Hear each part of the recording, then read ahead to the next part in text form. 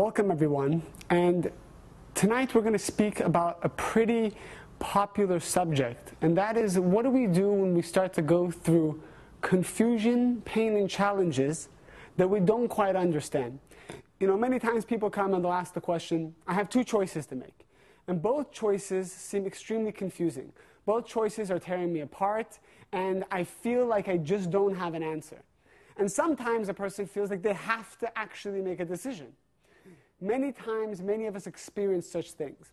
And usually, according to the Kabbalists, we experience pain and a challenge, especially one that makes us very confused and makes us feel helpless, right before a tremendous spiritual breakthrough will occur in our life, or a physical breakthrough will occur.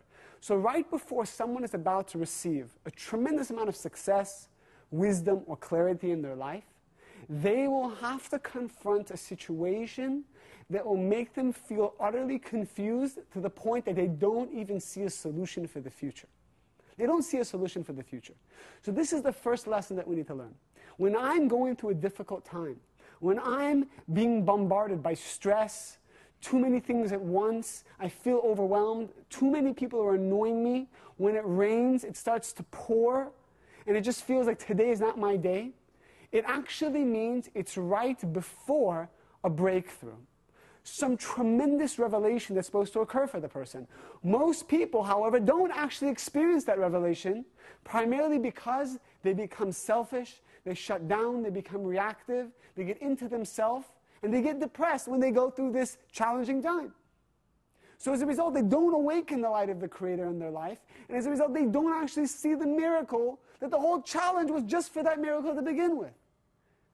My teacher, the Rav Berg, always taught me, and taught all the teachers, that as soon as you start to go through a difficult moment in time, don't worry about what's the solution and what's the answer. First, understand one thing.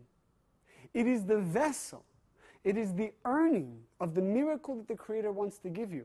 And a person cannot just receive a miracle for free. We have to be careful what we ask for. Because each day we're waking up and we're asking for new things, better relationships, more wisdom, understand my purpose, understand my path, give me a bone.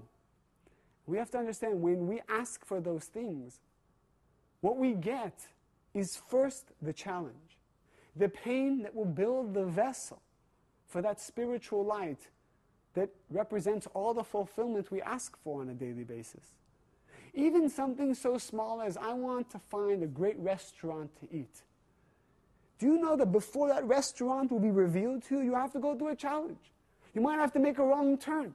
You might have to have someone give you a wrong number. You might call 411, and then they'll connect you, and it costs you $1, but the line was busy. Or they picked up the phone and they hung up on you. You're going to go through something that's going to bother you before the revelation occurs. That's something very important. Always keep that in mind. The second lesson is, what do I do now that I know that the miracle is coming, that I'm going through a challenging situation? What do I do? And the answer is very simple. And again, it's a lesson by the Rav Berg. And many people don't accept this next lesson that I'm going to share. And many people think it's much more difficult or dramatic than it needs to be. Bottom line is this. When you don't know what to do, you don't do anything at all. You don't do anything at all. And you focus on a different area of your life, and you become proactive in that area. Or you focus on a different area where you know you can share, and there's someone there to receive your sharing. Not all the time do you have to solve your problems right now. Yeah, but if I don't solve my problem, everything's going to go wrong, and everyone's going to judge me, and this and that. Maybe, and maybe not. And you know what? Let it go wrong if that's what you really think. It's not going to go wrong. Because when a person doesn't react to a situation that's demanding an answer from them, demanding some kind of solution from you, and you don't react, you reveal light. And the light removes the darkness. It's so simple. The Rav Berg would always share, you have darkness, you need light. And few people actually go through the pains of revealing the light. Instead, they try to look for a solution. Looking for a solution, 99% of the time, is not actually connecting to the light force. I can only connect to the light when I'm doing restriction, When I'm doing restriction, which means I'm doing restriction on my impulsive desire for a quick fix, for understanding what do I need to do now. I need to do restriction. Maybe I don't need to know now.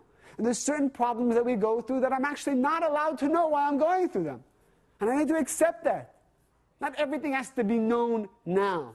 Not everything has to be felt now. Accept. There's so many things the Creator wants for us, but we stand in the Creator's way. We have our own agenda, our own plans, and we just need to learn to let go sometimes and accept. And use whatever tools you have available to you. Appreciation, restriction, sharing, whatever it is. But get your mind off what's that problem. Yeah, but when do I deal with the problem? You know what? You'll feel when it's not reactive. And you know what? If you let go long enough, solutions will come. And if you find that you're enjoying letting go and you're loving this letting go concept, then guess what? You need to run after it. Because that's the restriction.